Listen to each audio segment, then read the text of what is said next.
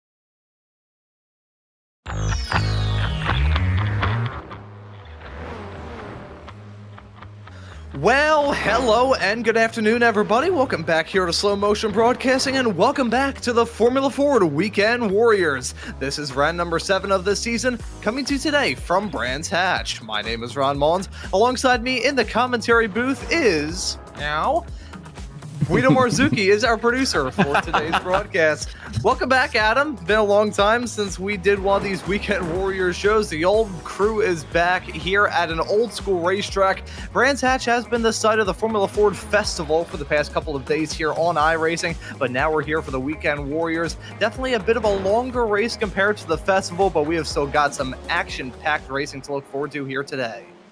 Yeah, I'm excited for it, Ron, and we haven't even been on the air for about a minute, probably maybe a minute and a half. You've already messed up. It is not afternoon everywhere in the United States right now. I apologize for all my Pacific coasters, my Pacific time zone guys.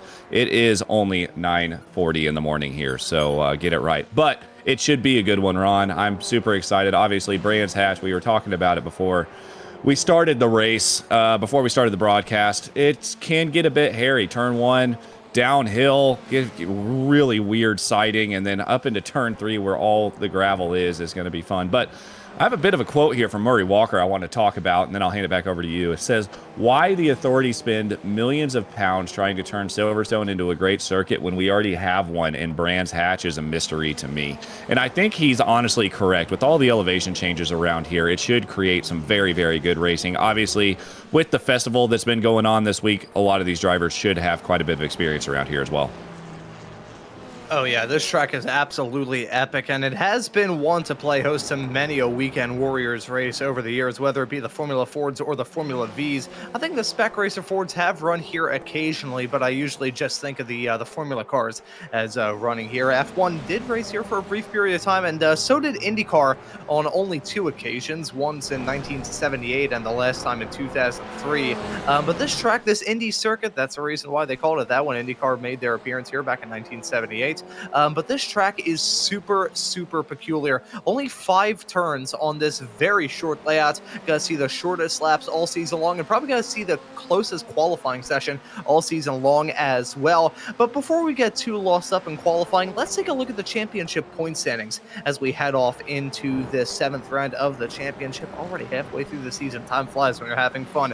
Maurizio Nazelli has really staked a pretty strong claim on his lead in the Spec 1 points right now. 545 points is his tally. Mikey Pollard slotted in P2 at 347, nearly 200 points clear of P2. Nazelli has just been on a charge. Ian Anderson is slotted in 3rd. Richard Harwood is slotted in 4th, with Christopher Cash completing your top 5 in the Spec 1 standings. Got to take a look now at Spec 2, where Dmitry Lukanov was able to grab the championship points lead after the race at Rodskogen 1 week ago. Kevin Adrian loses out on the points lead, but is still not too far back. Only 11 points between those 2 competitors in P1 and P2. Mr. Joshua Wilkie slotted in P3. Paul Jackson and Peterson Rocha round out your top 5 in Spec 2. And we will take a look now at the Masters category, where it's Antonio Reese once again up towards the top, but it's not a big gap between himself and his old Masters foe of Jurg Mani. It's only 9 points between those 2 competitors at the top of that class. Jeff Webker a little bit farther behind in P3, effectively in no man's land,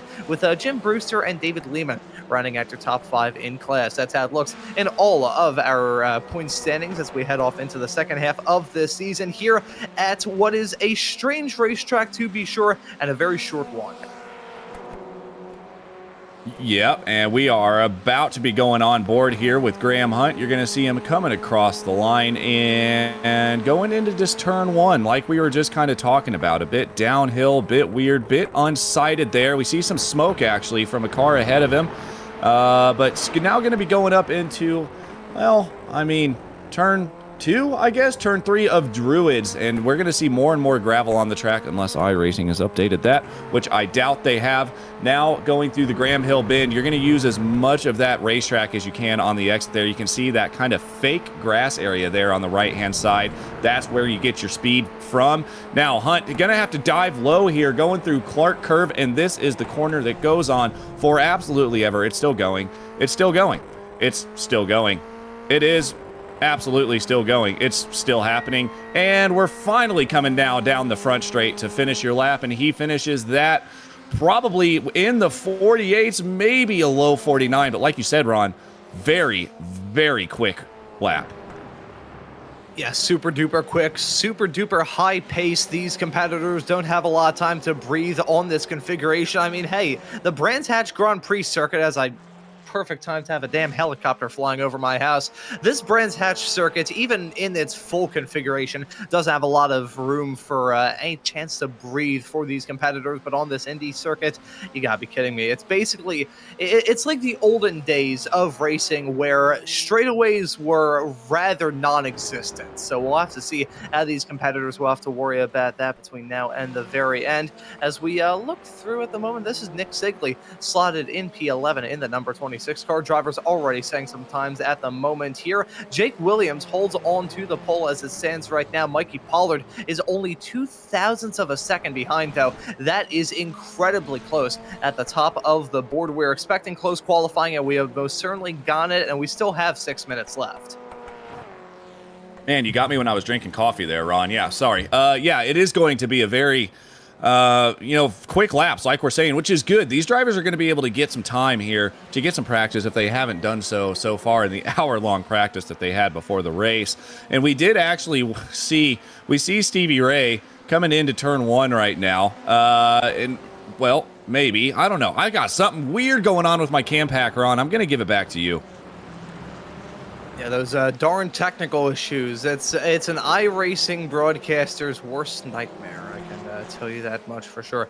Jake Williams just improved on his time, goes to a 48.038, so he extends that gap from, well, it was the 2000s earlier, now to nearly a tenth and a half between himself and Mikey Pollard, so going to continue to grow that gap as he looks to try and stake a claim on a pretty darn good result here. It has been rather topsy-turvy up to this point in the championship here in the Formula Ford Weekend Warriors. The only multi-time race winner, in fact, has been your championship points leader, Maurizio Nazelli. We have seen many one-off, one-race winners. Mikey Pollard has won a race. That was in round number 1 of the season at Alton Park. Tim Hendrickson was able to score a W at Okayama. Sam Spinell won at Bathurst. And Ian Joyner, nice to see him come back into the Weekend Warriors Formula Fords. He won over at Road Atlanta for round number 5 of the season a couple of weeks ago. It's really been topsy-turvy across all of our classes. I think the only one that has been truly dominated is Spec 2, where Dmitry Lukhanov is off the back of 4 straight wins. Gonna look to try and keep that going with a 5th win in a row, and it has been a slow but sure tick up for him as well. As we're hearing from Guido, fantastic information. Dmitry Lukhanov isn't here, so perfect time for you to say that, Guido, because I was just talking about how he's slowly but surely been ticking up the order. Finished P3 at Road Atlanta, P2 at Red Skogan. We were going to see if he would win here today, but he's going to be winning the race to the couch more than anything else. Looking at Ian Anderson, the 145 car, currently qualified in 8th. Frederick Sorley, nice to see him out here on the racetrack. Frederick, a driver that I have experience covering over on my broadcast where I cover the official series, as Johnny Carson would say, over on another network. It's actually the sponsor to make those broadcasts possible, as we have had some sponsorship. I believe Adam Bradshaw was the other sponsor to make these next 2 broadcasts of the Formula Ford Weekend Warriors possible, so we would like to thank Adam for that, as I'm not sure if he's out here on the racetrack currently, but thank you very much. We'll probably see him on track for the Spec Racer Fords a little bit later on. Now, though, as we rapidly approach the final 3 minutes, we'd usually talk about these racers starting one of their last, if not their last times, but here on this short track, they still have plenty of opportunities to try and stretch their legs. Yeah, they do. And again, I'm back, guys. We're now watching Yanqi Lin, and I am on actually with Yanqi Lin, now Jason Chin. And I want to talk about the driver up front here, Jake Williams, moving pretty quick here. He's got about a tenth, over a tenth of a second back there to Mikey Pollard, which is very, very impressive. And looking back there, the championship leader, Maurizio Nazelli, right now mired back there in 6th position, Ron. Around here, it's a pretty tiny track. Wonder where the overtaking moves are going to really start to take place here. Probably into Druids, probably into Paddock Hill, into turn 1. But, I mean, we were talking about Clark Curve earlier. That doesn't really seem like a place where you're going to be able to really get an overtake done, because it's not a very heavy braking zone, and it's just a super long, wide corner. Just goes on forever. So overtaking opportunities may not be as plentiful unless something like that happens, and you get a very easy overtake into turn 1. Yeah, I feel like turn 1 may be the spot to set up an overtake, but turn 2 is where you got to finish it off. The slowest turn around this racetrack, going to be a good spot for these competitors to get some moves done. I talked about broadcasting the Formula Ford Festival a little bit earlier on this week, and I wasn't on the actual iRacing show, but I was broadcasting a different time slot, time slot, same difference to my head apparently, but I was doing that a little bit earlier on in this special event. So I did see a lot of racers go for some moves into turn number 2, but as we kind of joked before the broadcast got up and rolling, that's also a spot where that cloud of falling anvils is always looming. The chances of you getting involved in some sort of incident down to that part of the racetrack always rather high, so we'll have to keep an eye on that and keep an eye on the gravel as well. I think we were doing a broadcast of the Formula Vs not too long ago, and when that was a real problem. It already is a problem, and we're just now about to finish qualifying here in a minute. If we go, and we can see, as right now we've got Daniel Verone coming through Paddock Hill through turn 1. Watch what happens up Pilgrim's Rise, watch the outside of Druids. You can see the amount of gravel right there. Look at that. It's basically white on the outside of that corner already. So if someone is on a different line, if they get pushed wide, it could cause some serious problems.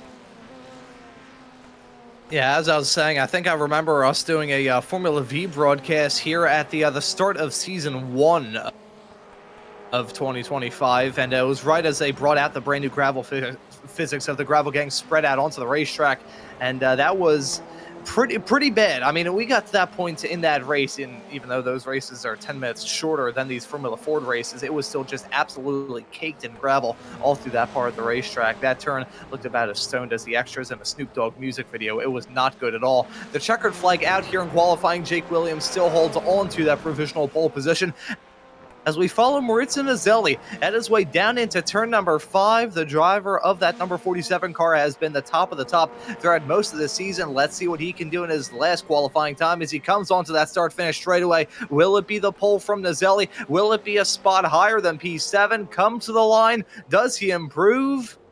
He does not. No. Yeah, that's I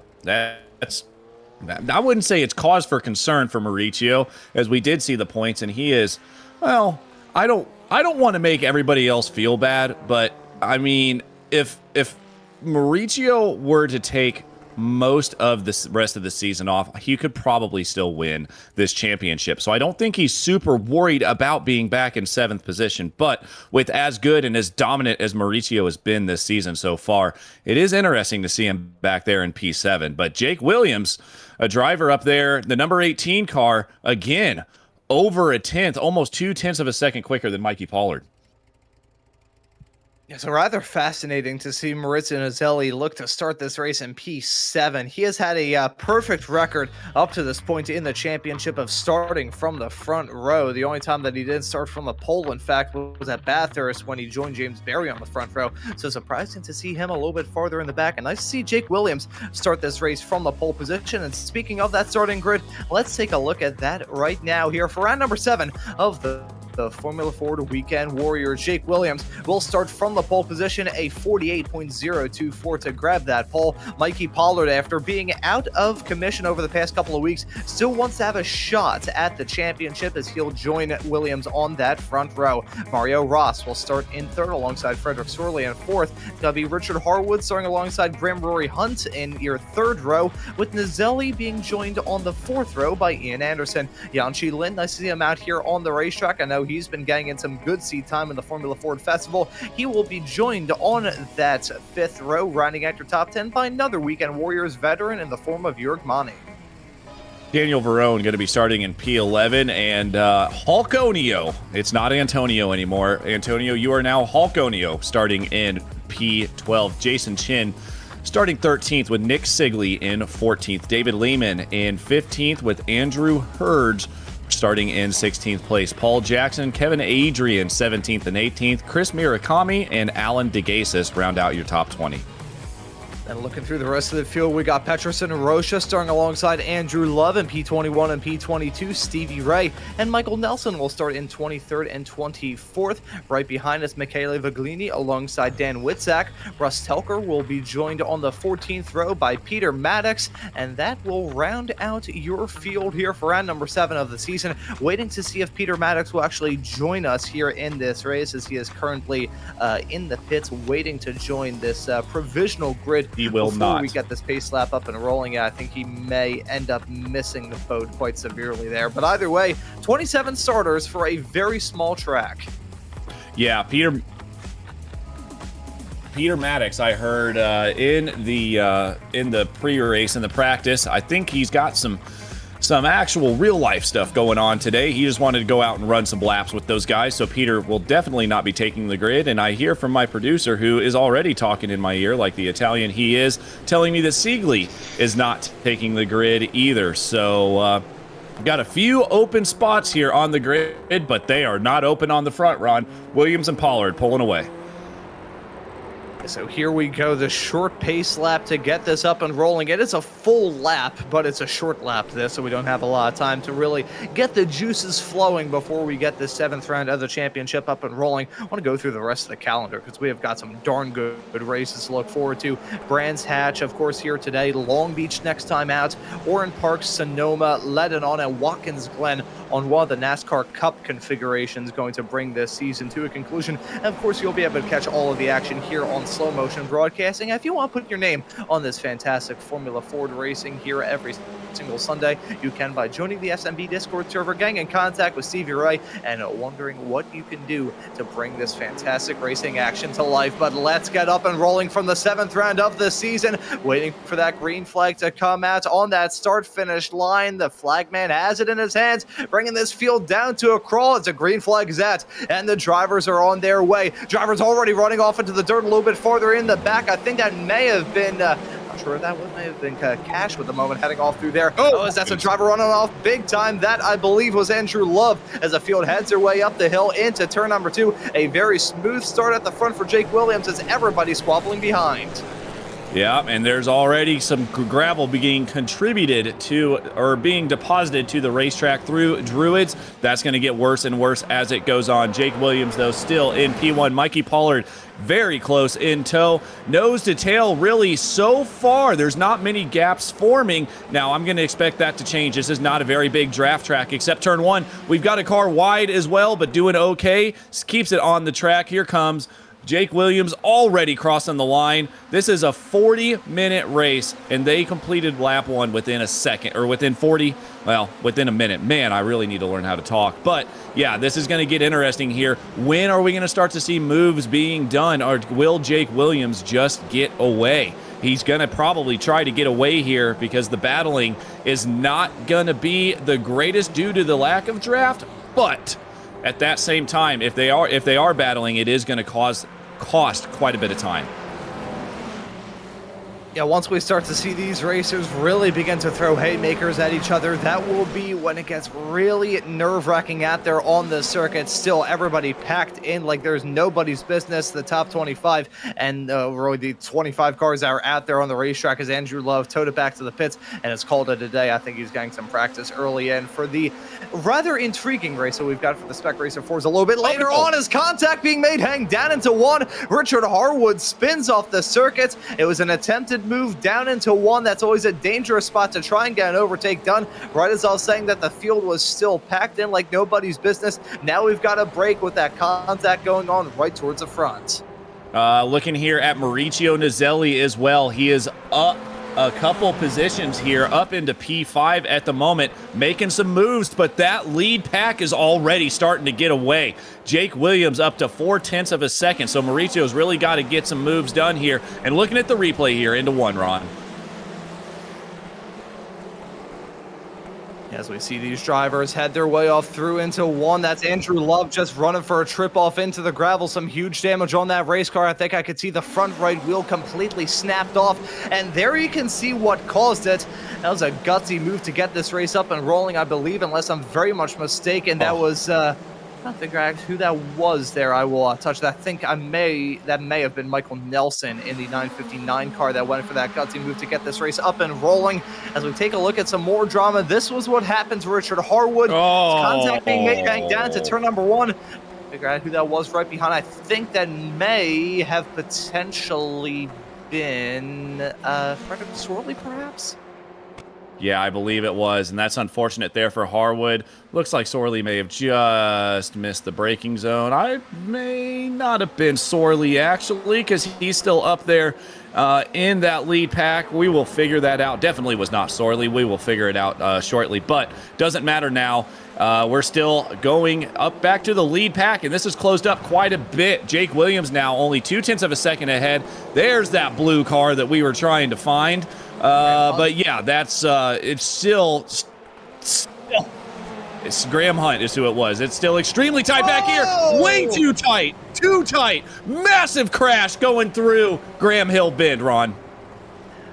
Right as we were expecting this race to settle into a groove, the timing tower lighting up like a Christmas tree as Jason Chen, Daniel Verone, Chris Murakami, Graham Rory Hunt, and Kevin Adrian all going to pick up meatball flags. Hunt and Adrian immediately tow back to pit lane. I think Graham Rory Hunt has already called it a day. Huge accident as they headed their way out of 3. The problem with going side by side all through the opening series of turns is that turn number 3. It's such a bottleneck as you head your way through that downhill, very awkward left-hander. So many times in the past have drivers gone side by side through here, and it ends in disaster, but it was contact right in front, stacks everybody up. Jason Chen gets sideways, and then everybody just piles in there. Nothing they could do in that pile up.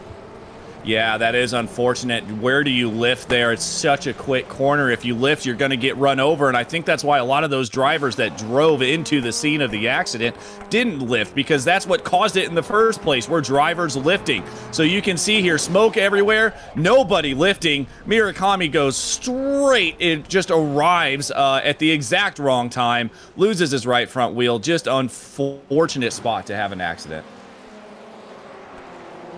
Yeah, that's a tough moment for all of those racers getting called out in that drama, bringing back the Formula Ford Festival discussion.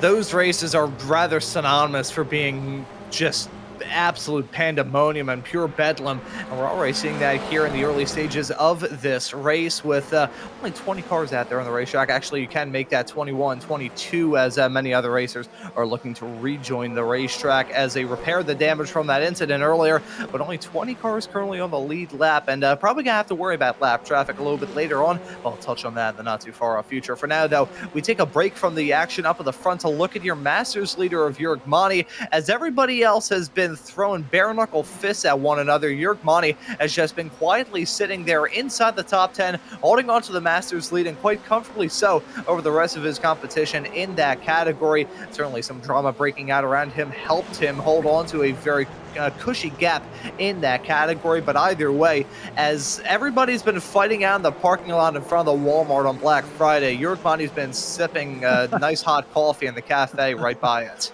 Well, another driver that may not have been sipping nice hot coffee, but has been doing extremely well, as we are cutting to a replay here with Russ Telker. What happens with Russ here? He just gets wide. Again, unsighted into turn 1, downhill. Carry as much speed as you can. He was already wide on entry, which caused that. But another driver that's been slowly, quietly making his way up through the field, and I really hope I don't jinx him, is league and series organizer Stevie Ray. Stevie up 10 positions, up into P13 right now, doing a great job keeping his car clean, starting in the back, having to dodge or avoid quite a few of those incidents, but still doing a great job now up there into P13.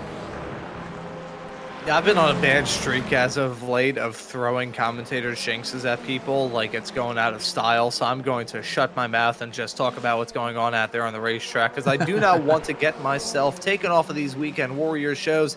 This is a nice job, and I think that people actually like listening to my voice on these shows, strangely enough. I don't think that's the case, Ron. It's a bribe. I've bribed everybody. It's the power of $100 bill.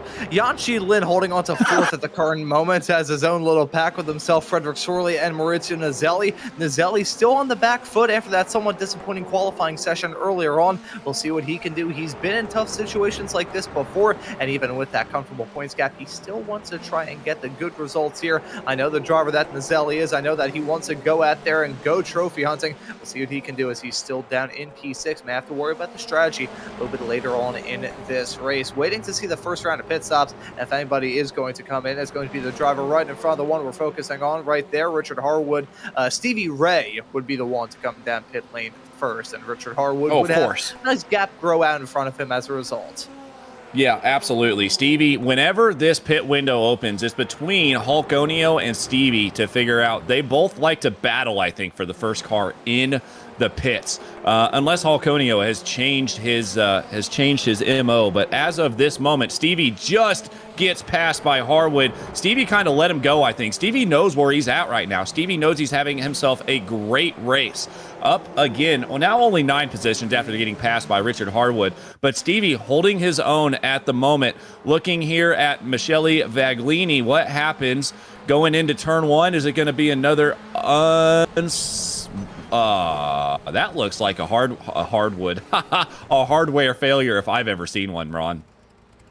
Yeah, I think unfortunately there a piece of hardwood flooring may have cracked Michele's monitor there. That's unfortunate, as they're gonna fall out of this race with that incident. Down the start-finish stretch into turn number 1. Here we go, battling up at the front with Pollard, Williams, and Mario Ross. Nice to see Ross running in a P3 spot. Has had his fair share of drama in the races that he has shown up, but running smooth and clean at the current moment, as he had a fantastic view of that battling between Pollard and Williams for Mikey Pollard to jump into that top spot. As we take a look to see what may have gone down here in the swapperoo for the race lead, it's a little bit later on there. We'll first start off with Kevin Adrian. You can see Michele Viglini off the racetrack there on the outside already.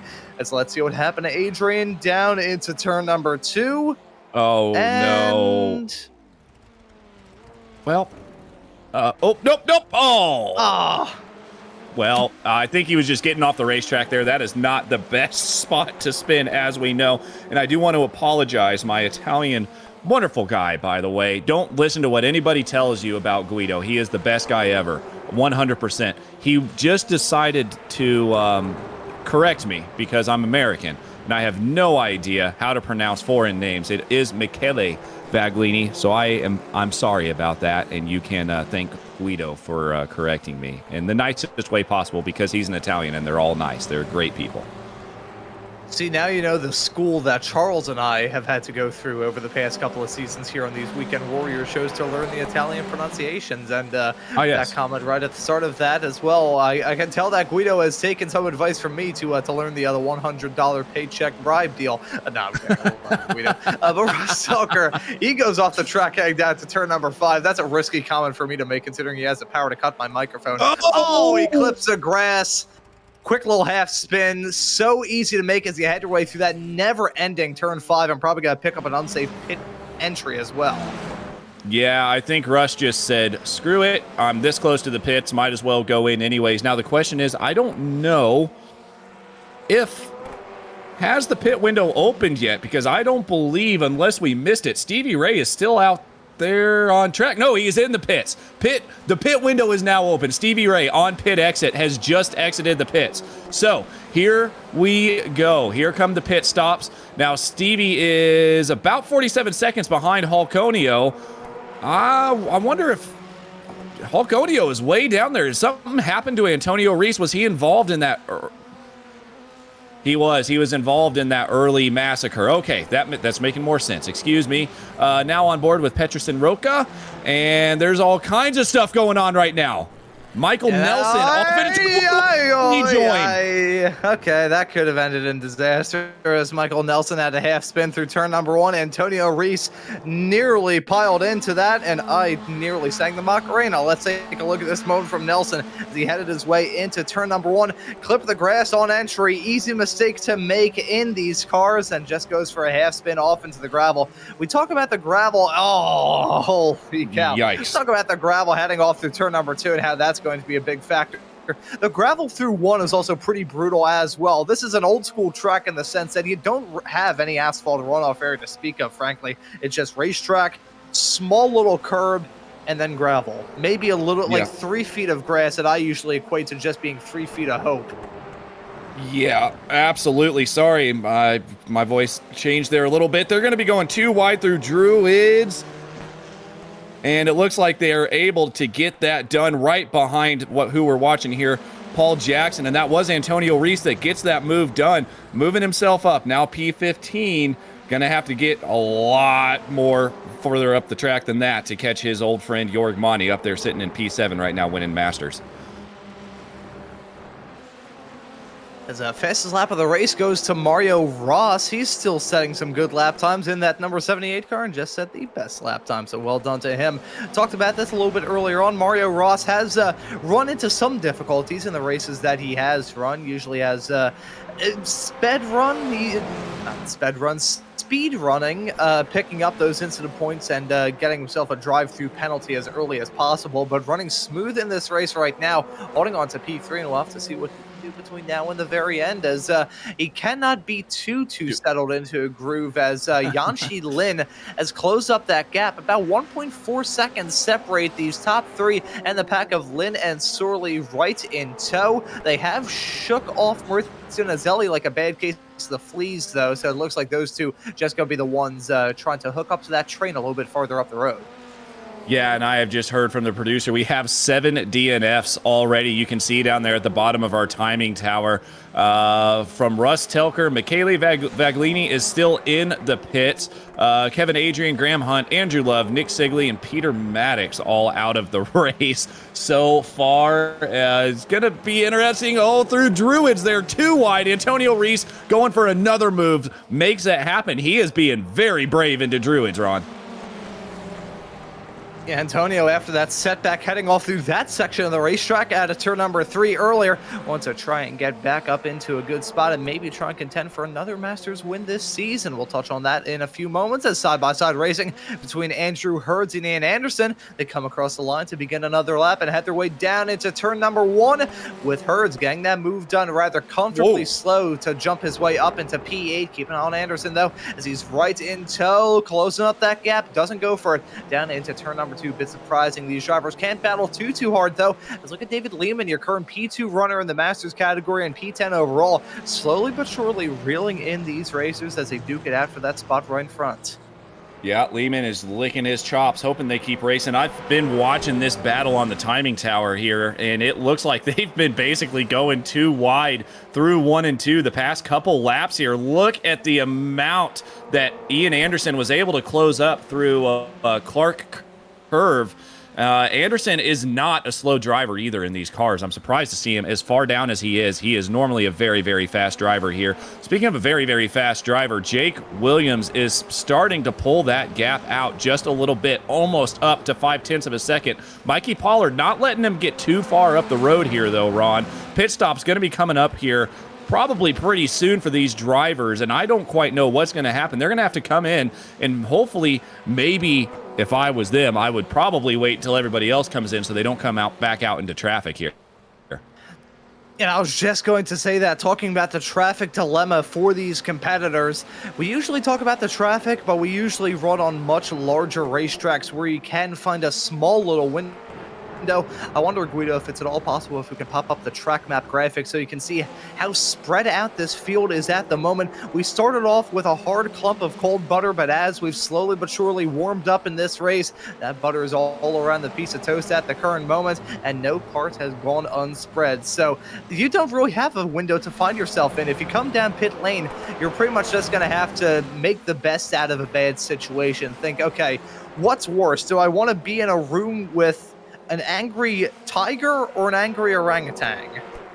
Well, you know what's real bad is cold butter. Nobody likes cold butter, Ron. I really got to figure out where you come up with some of these puns, man. This is insane. But yeah, I have warm butter spread all around that piece of toast, and I would assume you're referring to the piece of toast as the race track here, and you can see all of that warm butter all around the track. I'm not letting you live that one down anytime soon, Ron.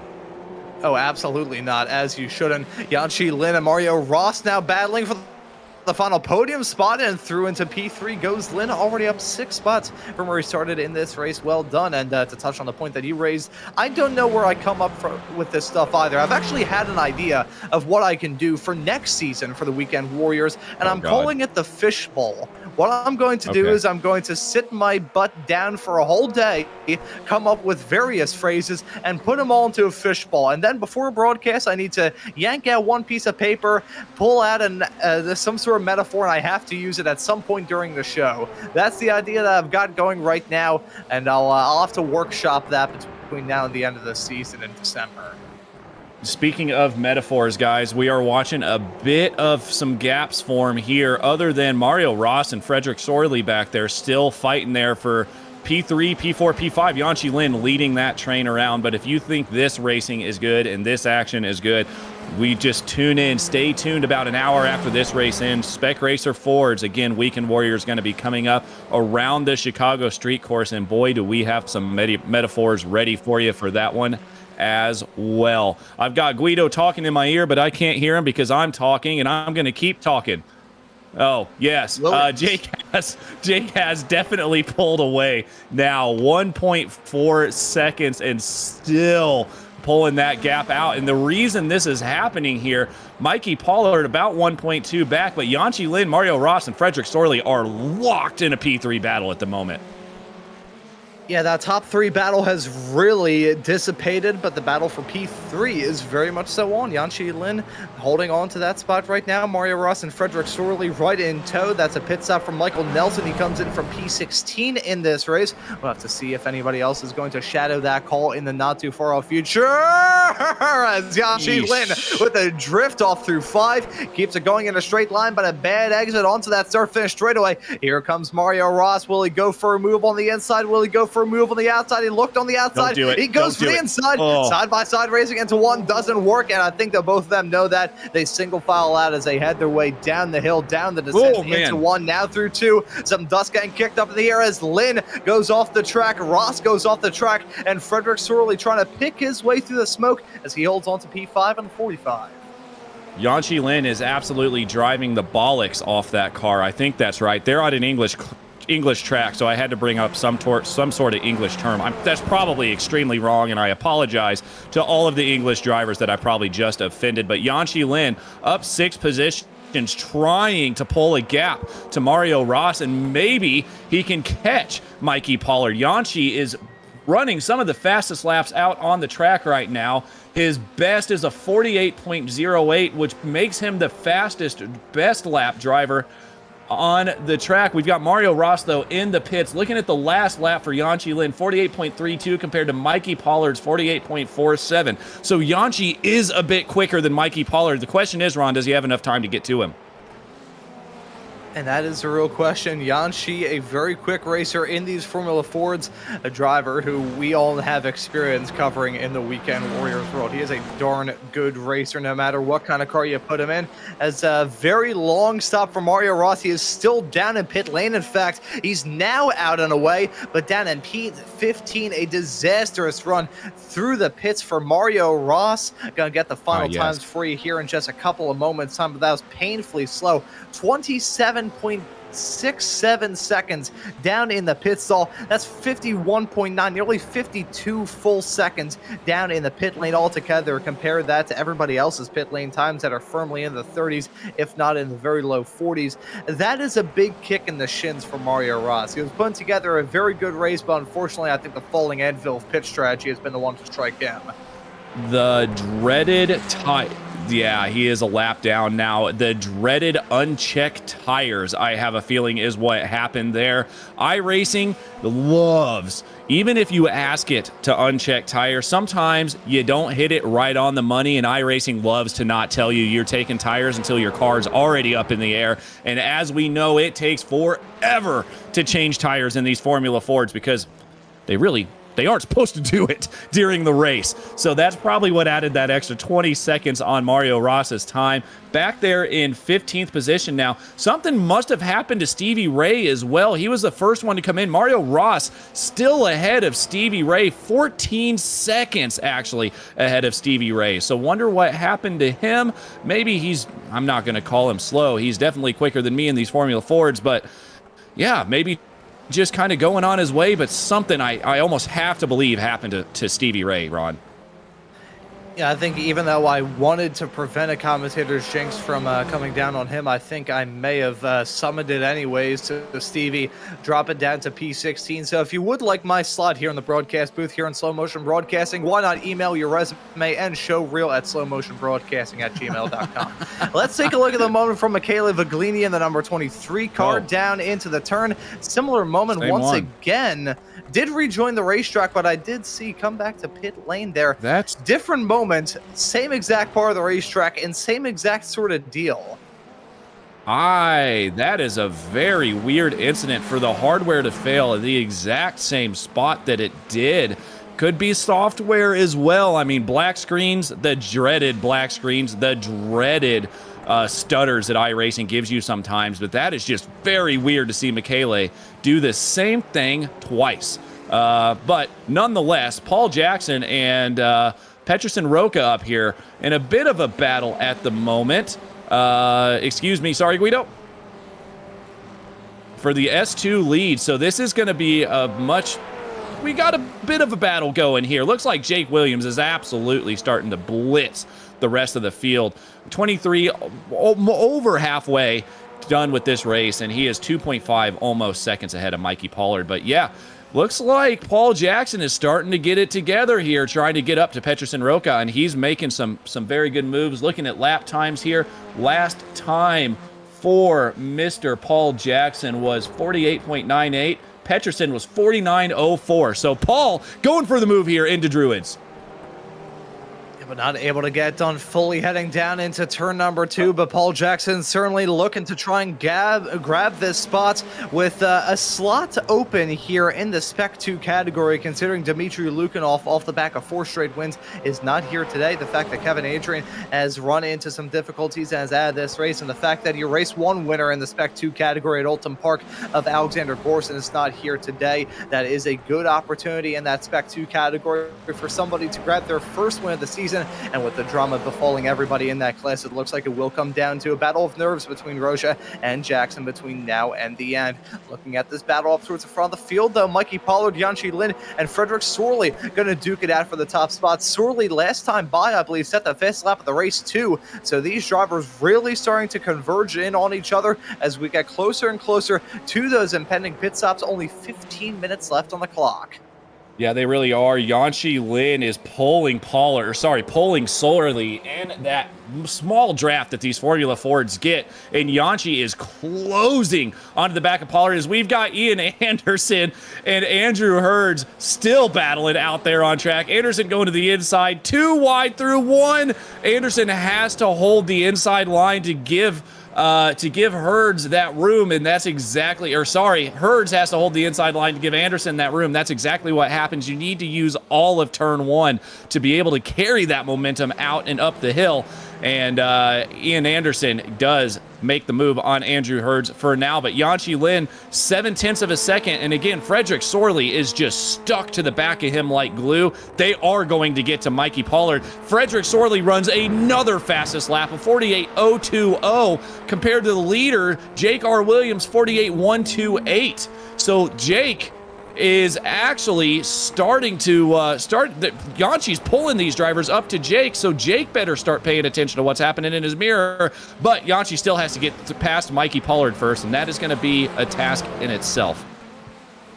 And of these top 4, only one of them have visited victory lane thus far this season, and that is Mikey Pollard. But if you speak about winners in this top 4 battle, you got to speak about Yanchi Lin, a Weekend Warriors veteran, been around the block before. He's found himself in all sorts of different scenarios. I still remember the first season that I got the opportunity to call Formula Ford Weekend Warriors action. It was all the way back in 2024 in Season 2, when it was a battle of nerves at the end of the Imola round between Yanchi Lin and Krishika Banka. That was one of the best battles I've ever gotten to cover in my entire time as a broadcaster, as Sorley continues to set in good lap times and breaks below that 48-second bracket of 47.977. Darn good lap times from Frederick Sorley, peaking at the right time for him as he tries to get in front of it. That was almost a block by Ian Anderson. Yeah, that was very close with Anderson and Herds. Yeah, Anderson, I don't think that was considered a block. Anderson started moving right, as so did Herds at the exact same time, but that left Herds with nowhere to go, and thank God he didn't just go straight into the back of Anderson. But I want to get back on here with Yanchi Lin, and I want you to see how he's driving turn 1. We just missed him through turn 1. He is hanging the rear of that Formula Ford out to get through turn 1. He is driving that thing sideways more than I think anybody in this top pack, and you can see is working out for him. But now he has caught Mikey Pollard. He's just got to get around him, because that gap between Mikey Pollard and Jake Williams is ballooning, now up to 3.3 seconds. Antonio Reese makes a pit stop. That's from 4th in the Masters category, and P12 overall will continue to drop down with that early incident. Could not make it through to the finish. Unfortunate moment for Antonio, but still has a somewhat decent gap in that Masters category. Will lose it, though, as I believe Yurkmani may jump in front of him. Maurizio Nazelli has also made a call to come down pit lane as Yanchi Lin and Mikey Pollard duke it out for P2. Lin gonna jump his way up into 2nd with the sideways run through 1. He jumps his way up into that P2 spot. Look at Pollard now Going to have to worry about getting a move done on Lynn and have to worry about Frederick Sorley right in tow. These drivers are going to continue to duke it out between now and the end. It's hearing some drama with others. Antonio Reese now out of this race. Something's gone down with him as Daniel Verone has picked up a black flag down in 21st. Yeah, and the other thing Lynn's got to now worry about are those lap cars in between himself and Jake Williams. That's going to be a problem as well. Hopefully they yield to Yanchi Lin. Jake Williams has already gotten through all of that. Now we're just going to have to keep an eye on these lap times between Lin and Williams to see if it starts coming down just a little bit, because it looks like Lin is now starting to gap Pollard by about 0.3 of a second. Now that he got by him, now the question is, can he get to Mr. Williams? Again, pit stops still have not happened yet, so we're going to have to keep an eye on that as well. We're seeing quite a few mistakes going into the pits here, Ron, more than I expected to see. Yeah, it is a little bit surprising to see everybody run into these difficulties. The pit stops are going to be a tough thing here today. These competitors got to worry about that pit entry. I've seen many a racer get caught out by that before. I remember a couple of seasons ago, in fact, it was James Barry who picked up a pit lane infraction. I think he also did that in a Radical SR10 race that I was covering over on another network as well. So the pit entry here at Brands Hatch, don't really speak about it too much, but it can bite and bite very hard. The pit exit too, rather nerve-wracking in its own regard as well. When you exit out on the inside line, heading up the hill, cresting the top of it downtown into turn number 1, you just see the drivers in your rearview mirror approach your position at a rate of knots, coming at you like an Exocet missile, and it gets you a little bit scared. It gets your it makes you shiver in your timbers, to invoke a little bit of pirate terminology. Yeah. Okay. Yeah, Ron, that's interesting. But here's the other issue that we're about to see. Paul Jackson and Mario Ross were fighting up there. Yanchi Lin has joined the battle as well. Looks like he's actually going into the pits. He doesn't want to deal with them. Yanchi Lin, first driver in the pits. Yanchi gonna come down pit lane. Always interesting to see what sort of strategy he can cook up behind the wheel of the 30 car. He's not alone though. Jörg Mani going to join in the pits as well. That's usually an indicator that these racers can make it through to the very end, because we know that Jörg Mani hates fuel saving as much as George H.W. Bush hates broccoli. So I gotta imagine that Mani gonna have to bring that car all the way down to the very end. That is a bona fide fact. George H.W. Bush, not W. I'm talking about the 42nd president, not the 44th. Actually, no. I'm talking about the 41st president, not the 43rd. Did despise broccoli with a burning passion. Yeah, we have Williams and Pollard both in the pits. I'm just going to gloss over that like I never heard that, Ron. Okay, anyways, now we've got Frederick Sorley in the lead. He's the last driver of this lead pack to not pit. So we're going to see what happens here. Let's see, actually, Yanchi Lin is 0.6 of a second now behind Andrew Herds. Andrew Herds now in the pits. What is happening? I think we got a lot of people on pit exit. Looking here at Paul Jackson now, your S2 class leader. Looking very, very good. Paul Jackson's probably going to have to be going into the pits here soon. Everything's happening out on track. We're looking for Yanchi Lin. Jake Williams really lost out on a boatload of time there. They're all packed in. Look at that train of cars as they head their way out of 2. Williams in front of Pollard, in front of Lynn. David Lehman in the midst of all of that there as well. Richard Harwood also running close to those competitors. Do have to worry about everybody else making that run to come down pit lane. But we've got ourselves a grandstand finish to look forward to here today at Brands Hatch. Frederick Sorley has stayed out for another lap. He still leads over Williams, but Pollard going to try and apply some pressure before Yanchi Lin can apply some pressure to him. David Lehman and Richard Harwood, the latest to come down pit lane. Well, here's the issue. Yanchi Lin did already make that move on Pollard. Now he's going to have to make it again, and Pollard now sees Jake Williams ahead of him, so Pollard may not make this overtake as easy for Yanchi Lin, but Yanchi's still going to try to go for it through Druids. He thinks better of it. Thank God there was no space there for Yanchi to make that move. Yanchi's going to try this again, probably going into turn 1, but he's got to get this move made before Jake Williams starts driving away again. Is going to be a nerve-wracking end to this race, certainly our perspective on the broadcast booth, let alone these racers behind the wheel. Frederick Sorley on the exit right now. Will he be able to quietly jump out into the lead? This is odd. This is bizarre from Sorley. Okay, that was looking rather strange. I think it got marked off as him being on pit exit very, very early. He's going to get shuffled down behind these racers, so no need to worry in case of Williams, Pollard, and Lynn. They hold on to the podium as it stands. Oh my goodness, look what's going on at the Druids right now. Jump out in tow. Yeah, look at that pandemonium. Whoa. That's Yanchi Lynn going for the dive on Pollard into 2. Yeah, again, Druids is probably not where you want to make that move, and that has hurt him just a little bit. But there is an absolute knockdown, drag-out fight happening in front of these leaders. So now Williams is going to have to try to find a way to get through this. Williams tries to go, or no, that's Yanchi Lin tries to get around the outside. No, I'm sorry, they've obviously 2 same paint jobs, but still Williams is trying to get around the outside of all these drivers. That's going to bring them right together here. Look at Williams, look at Pollard, and look at Lin. This is about to get very interesting because none of these drivers are going to want to yield as they're battling as well. Yeah, those drivers, the lap down drivers in their own little tussles, they're going to say, you get by me. I'm not going to let you by. Are you kidding me? I got my own battle to worry about. Yanchi Lin really applying some pressure to Pollard as Jake Williams going to try to utilize this opportunity to just drive off into the sunset. He wants to deal with the lap traffic as quickly and efficiently as he can, but there's only so much you can do on this tight and technical racetrack. Yanchi Lin still going to duke it out with Pollard. This battle right at the very end of this race gonna be important as we see a driver running wide off through the final turn. I'm not sure who that is, but they were dropping down big time. Yeah, but you look at the front, Jake Williams, and all of that lap traffic shenanigans has pulled out an 0.8 of a second lead over Pollard, which is not big, but certainly not minuscule either. Look, in fact, the pack has split up at the front. You can see the margin between those drivers as Pollard and Lynn go side by side into turn number 2. Stevie spins right behind with Stevie. It looks like he got through that okay, just a minor spin. I don't think that really hurt anybody else's chances. Stevie Ray still back there in 15th position, and Rocha does have a black flag as well. That is not good. That's going to be an probably track limits issue for Rocha, but still looking here at the front here, Lynn has got to find a way around Pollard because that gap for the lead is slowly, he's losing this. He's going to lose this P1 fight if he can't get around Pollard. He's going to have to make it happen soon because Williams now over a second.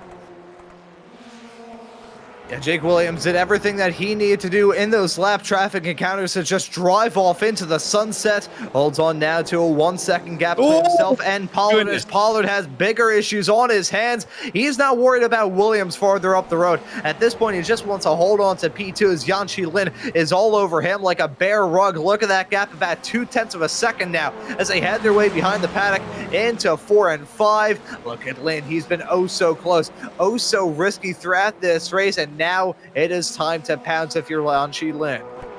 Yeah, he's going to have to make this happen. He's tried it through Druids. It's not working for him through Druids. He's going to have to make something happen here into turn 1. I don't think he's close enough, though, to make this happen. And you can see Pollard still enough within the draft. He is now down to within a second. I believe Pollard might have a chance here to get back up to Williams. Oh, Lynn's going to go for it again through Druids. Is he going to make it happen this time? It looks like he is. And through into second goes Yanchi Lin. That's a commanding move down into turn number 2. Did everything that he needed to do. Done it smooth, got that spot, and now you gotta wonder whether or not there's enough time left in this race for him to reel in that gap between himself and Jake Williams. If Pollard decides to fight back, no shot. You could probably already engrave Jake Williams' name on that winner's trophy here today at Brands Hatch. But if they don't, and if Lin can break away, we may have ourselves a grandstand finish to look forward to here as Pollard looks on the outside. Not a lot of overlap as they head their way down that star finish straight away into 1, but Pollard still trying to hold on to the spot as much as he may. Oh yeah, Lin running off the track, heading down into 2, and Pollard going to bounce back. Right as I was going to say, that Mikey Pollard wants a good result out of this race as well to try and just barely eke out a small little advantage over Maurizio Nazelli to close up that gap in the championship. That is not going to be enough for him either. P2 may be a lot better than P3, but he still has his eyes focused on P1. Yeah, what he doesn't want to have happen right now is him and Lin get into a tangle here, and Maurizio Nazelli drives off and finishes P2. That is one thing that cannot happen right now. Thank you, Ron, for George H.W. Bush's broccoli comments there in the Discord. But we're looking here still going into T1. Lynn going to try to make the move back again on Pollard. And all this is doing right now is, number one, helping Jake Williams get away almost up to 2 seconds all of a sudden. But Maurizio Nizelli, if they get into a serious altercation here, Maurizio Nizelli is still close enough to pounce.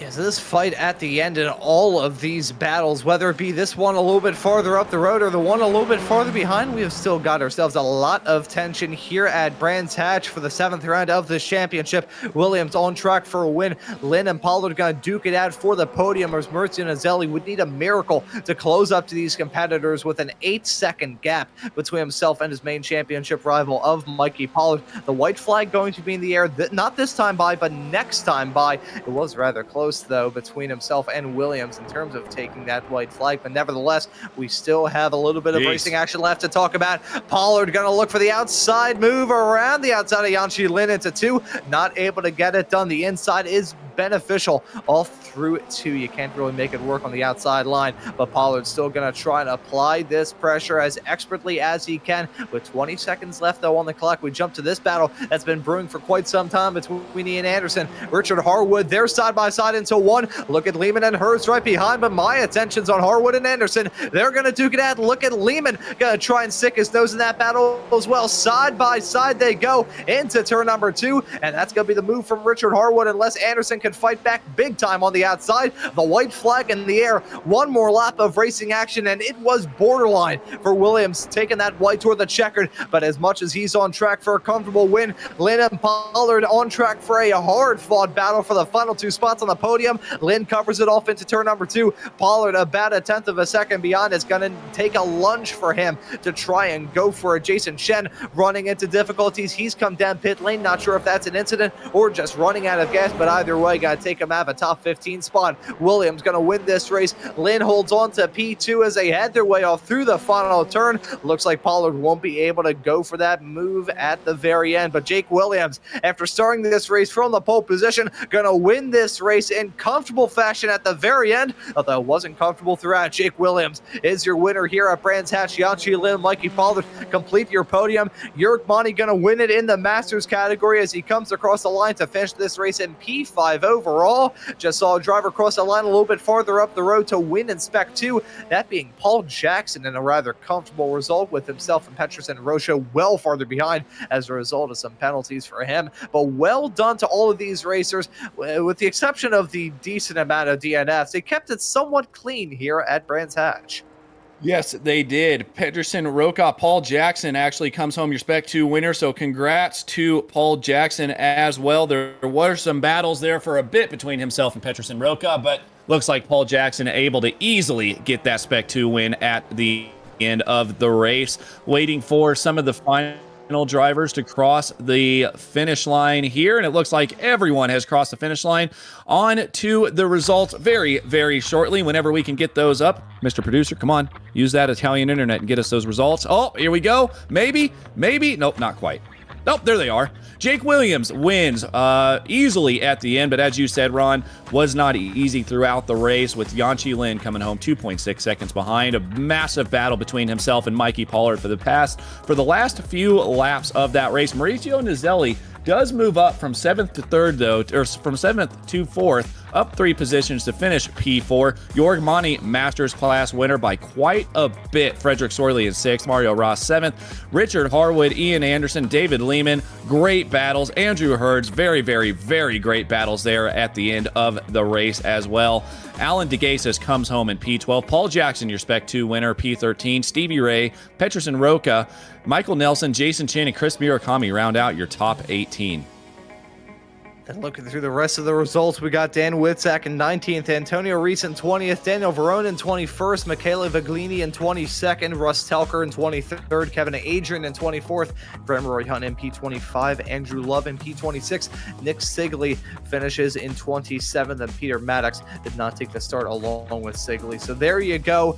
28 drivers classified at the end of round number 7 of the Formula Ford Weekend Warriors here on Slow Motion Broadcasting. Once again, want to thank Adam Bradshaw for making this broadcast possible. And whilst we wait for some drivers to join us in the interview waiting area. I will briefly filibuster and explain the disgustingly bizarre remark that I made a little bit earlier on in this. You alluded to it, Adam, but I will read out the first paragraph. This is a real Wikipedia article titled George H.W. Bush Broccoli Comments. This is real, and it is lengthier than my resume.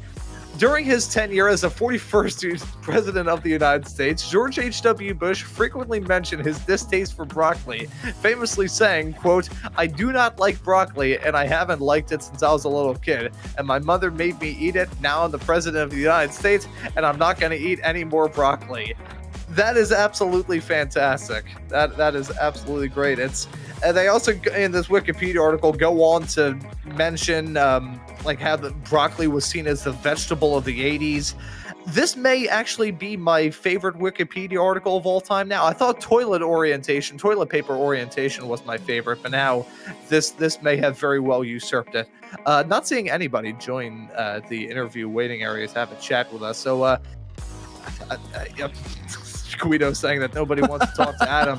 I think what Adam has done, he swapped out all the snacks that we usually have in the interview waiting area with his favorite brand of catnip. Oh yeah, I put broccoli in the interview waiting area. That's why nobody wants to. That's why nobody wants to go in there at the moment. But we are still here waiting, maybe for some interviews. But talk about the race for a minute and off the broccoli comment. And first of all, actually, I can't get off the broccoli comment yet, Ron. If that's your favorite Wikipedia article of all time, brother, you need to get on the internet more. That's all I'm gonna say. Yeah, there is another one. I just can't share it on the air. Yeah, okay, that's probably a good thing. So moving on to the race, Ron. Williams. Absolutely unbelievable drive. Really, it did look in jeopardy there after the pit stops, but he did an amazing job getting through traffic. I would say better than Lynn and Mikey Pollard. But at the same time, normally it's funny that when the lead car shows up to lap traffic, it's harder for that lead car to get through. And then the lappers know that the P2, P3, 4, 5, etc. are coming through, but it did not look that way this race. It looked like Lynn, Pollard, and Nizelli, well, really, Lynn and Pollard had more of an issue getting through than Williams did. Yeah, I think all throughout the drivers were dealing with a little bit of difficulty just getting the moves done. As you can see, the real drama that broke apart this field. This track is tough. We've mentioned all throughout the broadcast how old school of a circuit this is. Don't have a lot of spots to get some moves done. Can be very tricky to get past one another, and certainly saw that breakout throughout this race. The drivers went for some aggressive lunges, aggressive dives, but all in all, very respectful. You know, I talked already in this broadcast about broadcasting the Formula Ford Festival. If you've never seen the Formula Ford Festival in iRacing, I could best describe it as a group of clowns all getting into a knife fight on a racetrack. That's pretty much what it is. It is brutal of an event, and if you know, what's funny is I'm going to share this story. The broadcast that I was doing, Andre Castro, who is a very good iRacing driver, a driver who I've covered in Radical SR10 competition, driver I've covered in official Formula Ford competition, a real-life NASCAR Xfinity Series racer from time to time, running on the Chicago street course that you'll catch with the SRFs later on today. But someone who has run in the Formula Ford Festival in real life and actually finished third at 2021. He had a pro license heading off into the broadcast of the Formula Ford Festival that I was doing the other day. Emphasis on had, because he lost it. The eventual winner of the time slot that I did is another pro driver who is actually running on a burner account just so they wouldn't lose their pro license. So that race is hectic. This track is just so tricky to try and go side by side at without having some sort of pandemonium break out, which is a part of what makes it special, part of what makes this track one that racers fear. But we had a still a darn good race here at Brands Hatch. Doesn't look like anybody is going to join us for an interview, so I'm going to ask you, Adam, as you will be with me in the broadcast booth for the next round of the championship at Long Beach in 1 week's time. We thought that Brands Hatch was tricky. Long Beach is somehow even trickier.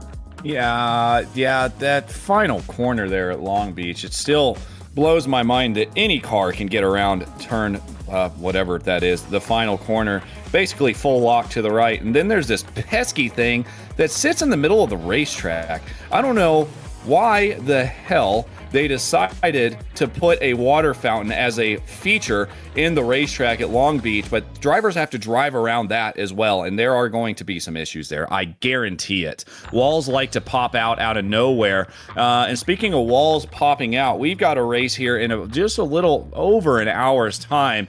Mr. Producer, the Spec Racer Fords are going to be at the Chicago Street Track, and you want to talk about walls. There are quite a few walls around there as well. That's going to be interesting, to say the least. And then past that, even, we do have, speaking of clowns, there are going to be some clowns on the racetrack a little later this evening. XSLR is going to be running at the the Dirt Oval around Charlotte. Ron's going to be on the call for that one if you want to watch some dirt big blocks. Try their best to get around racetracks. That would be the one to tune in for. And Ron, what do we have coming up later in the week? Yeah, after that, we've got Sim Racers Group F4 action at Interlagos this upcoming Tuesday. The Extreme Motorsports Ferrari Road and Oval Challenge going to be at Le Mans on Wednesday, followed later on that night by Sim Racers Group F3. And also the Ray Esports Club Racing League and Round 1 for Group 2. Don't have that on the graphic, but that will be broadcasted here on SMB. Formula V action going to be at VIR on the North configuration next Saturday, with the Formula Fords running at Long Beach, and the Spec Racer Fords going to be running at VIR on the Grand Course. You've got to be kidding. That track is, I did a broadcast yesterday at the Bend, which I consider to be a sad tapeworm on iRacing. VIR is the other sad tape, the original sad tapeworm of a racetrack on iRacing. That'll be some great action to look forward to here on SMB. We'll say slightly false advertising, as I'm going to be on a, I have one last commitment on race spots for Sunday nights, and that is tonight. So that may be news to Josh, who in some drama that he's had to worry about. Wishing Josh the best as he's recovering from foot surgery. He's actually going to be with that, with the dry Thompson, yes. the southern speaking Thompson. And if you haven't seen that, even though he's from North Dakota, but that's fine, or South Dakota, we can gloss over that. See, he's from South Dakota, so it does make sense. So it can work out. He's got South in the state that he lives in, even though he's living quite North. I think that's how it works. Potentially, I'm not really too sure. Maybe I'm just sleep deprived. I think doing like nearly 400 broadcasts does get to the point where insomnia starts to kick in, because all I can hear are various broadcasters' voices in my dreams/nightmares. Anyways, though, I think that will just about do it here for round number 7 of the Formula Ford Weekend Warriors here at Brands Hatch. Once again, our thanks to Adam Bradshaw for making this broadcast possible, and to all of you tuning into this broadcast today here on Slow Motion Broadcasting. We'll be back with the Spec Racer Fords at the Chicago Street Course coming up later on this afternoon. But for myself, Ron Maunz, Adam Thompson joining me in the commentary booth, and Guido Marzucchi working on the cameras and the graphics in the virtual production hauler, I say thank you all so very much for tuning into the action on Slow Motion Broadcasting today, and we hope to see you all for that Spec Racer Ford race later on this afternoon. Meow.